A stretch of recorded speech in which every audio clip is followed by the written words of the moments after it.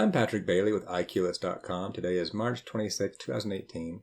And in this video, I'm going to be doing some bridge testing on bridging, trying to see how well this Prusa i3 MK3 can do the bridging between points just using the default settings of the default Prusa control. So first I'm going to find some bridging tests that I can do. And once I can see how successful that test is going to be, I'm going to actually try to reprint out this bunk bed I printed for my daughter last time, a few videos ago, but that time I printed out using supports everywhere. And this time I'll see how well it can do without supports and just depending on bridging the entire time. First I want to download and try to do a bridging test. And so I found a couple out there. A few didn't really work. I tried to do one where it spun around, but for some reason the Prusa control didn't like it because it was thin walls. I'm not sure. But I found this one. So this happens to be thing 1570562, and I'm going to try this out for a bridging test. So I will just download, looks like he's got a couple of versions. I'll download version 2 and see what I can do with it. So let me go open up my downloads, and there's the bridging test. So I'll drop this into Prusa control. There we go. And I kind of want to make this a little more extreme. So I want to try to get a little further out because I think the bunk bed I made was further than that. In fact, I should probably, let me go drop that bunk bed in here so I can kind of size it up. Let's see, where are you, bunk bed?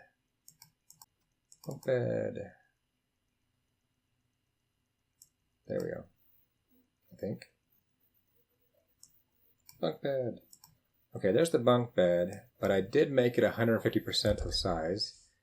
So there we go. So I need to definitely make this wider than that.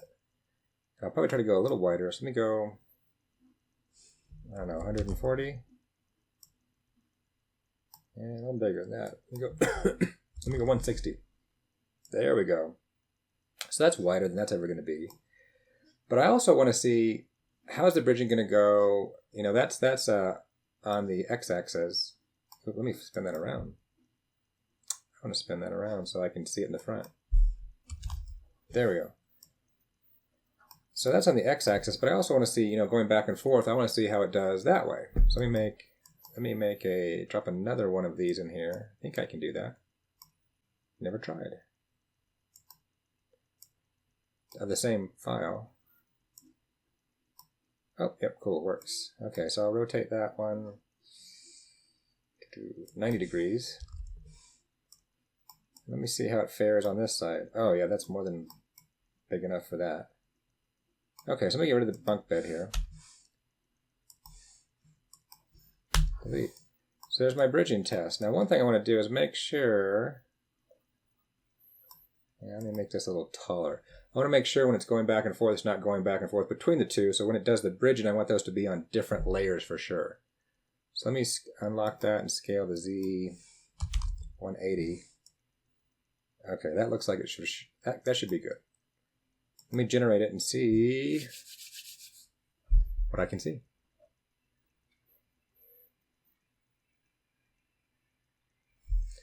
Okay, let's see what it does here. Up. And then hopefully it starts doing bridging on the right. And hopefully the bridging gets done perfect before it goes to the left. Perfect, that's exactly what I want. So let me go save this G-code out to my desktop. And I'll go try this bridging test out to see whether or not, well, see how sure I am. If this bridging test works really well, then there's a good chance that this bunk bed will work pretty well.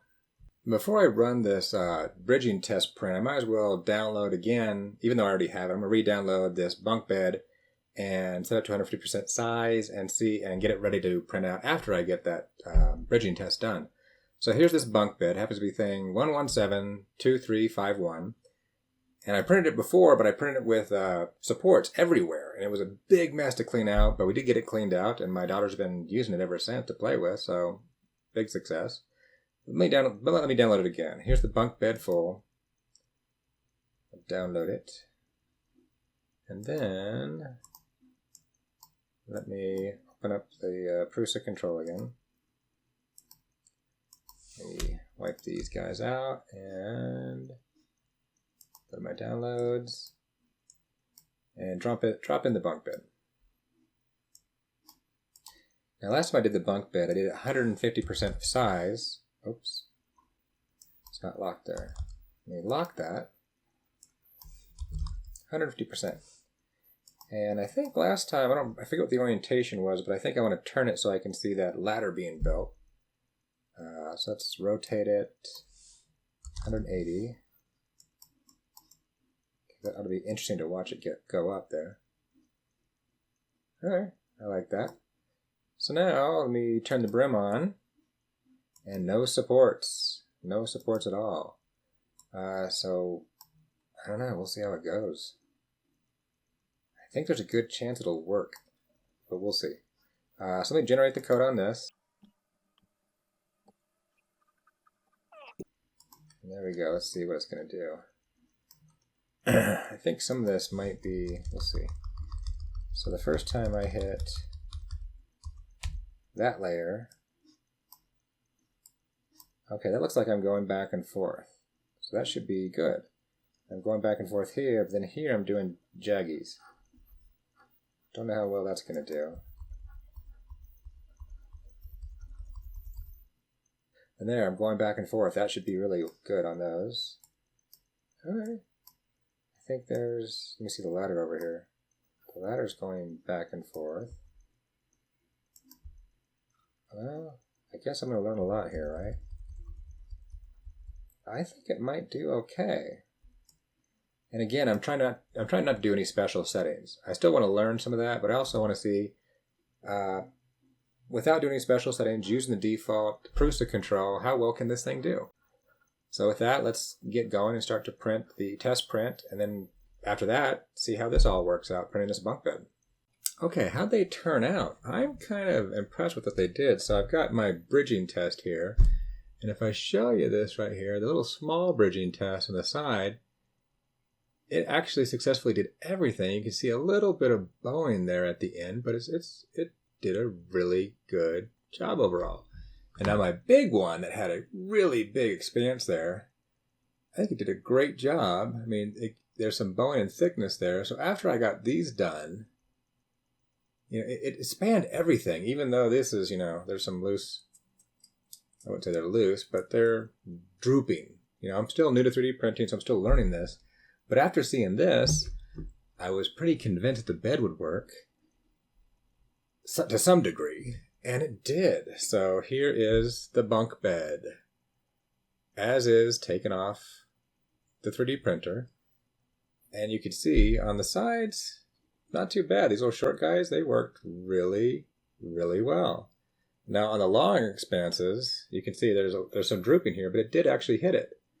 Now, seeing how these sides did, I was a little surprised that the inside of here, I think the slats in here didn't do quite as well as the other side. Let me see if I can get a good shot of that.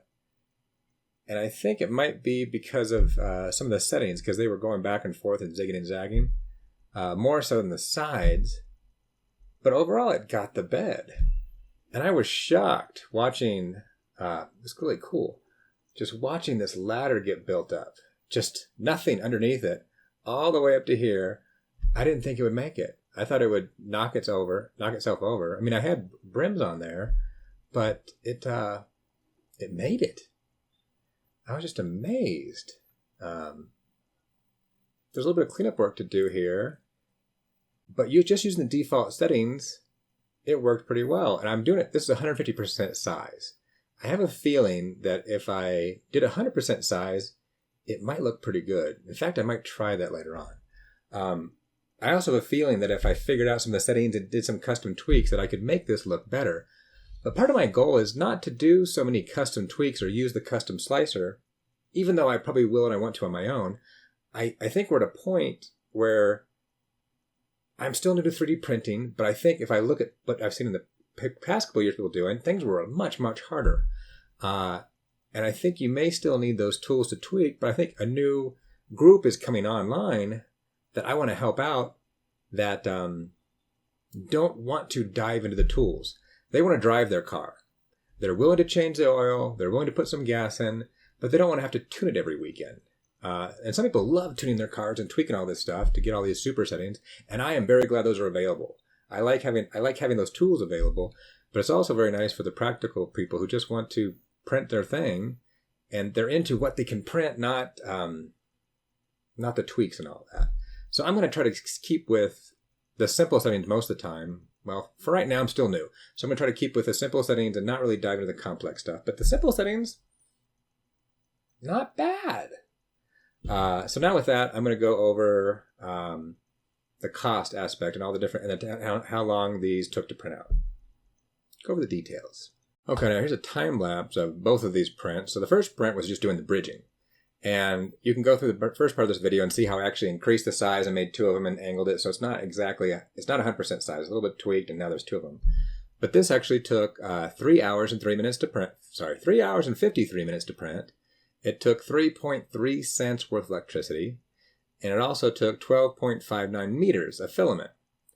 Now, for electricity and filament, electricity I'm basing off 10 cents per kilowatt.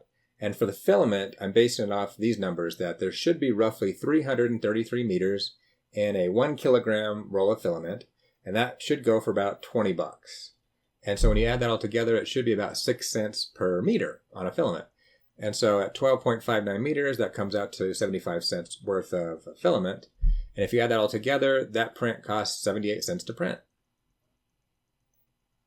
And now for the next part of this, the bunk bed. Now the bunk bed was really fun watching. It was just amazing watching that go up. It was really cool. That took 9 hours and 9 minutes to print. It took 10.8 cents worth of electricity. And it took 19.32 meters of filament, which comes out to about $1.15 worth of filament. And all said, it was $1.25 to print. And now I wish I had been keeping better statistics when I printed the bunk bed before, that had all the, that had all the supports everywhere. It would be interesting to go look back at that, how much more filament it took to put all that support. It's probably going to be, I don't even know, a guess, 5 times more filament? I don't know, because that's a lot of filament that was there. It'd be interesting to go try that again and see how much it was. Anyway, so there you go. There's all that. And with that, it's all good. And remember, have fun and keep on creating. And at the end of this video, I'll add on some more time lapse.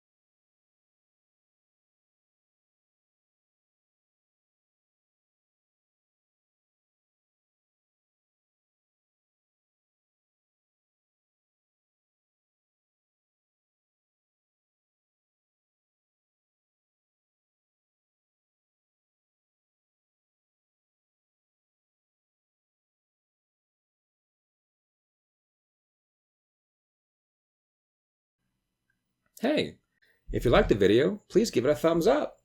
If you didn't, hey, give it a thumbs down. Also, if you like what we were doing here, subscribe to the channel by clicking the subscribe button.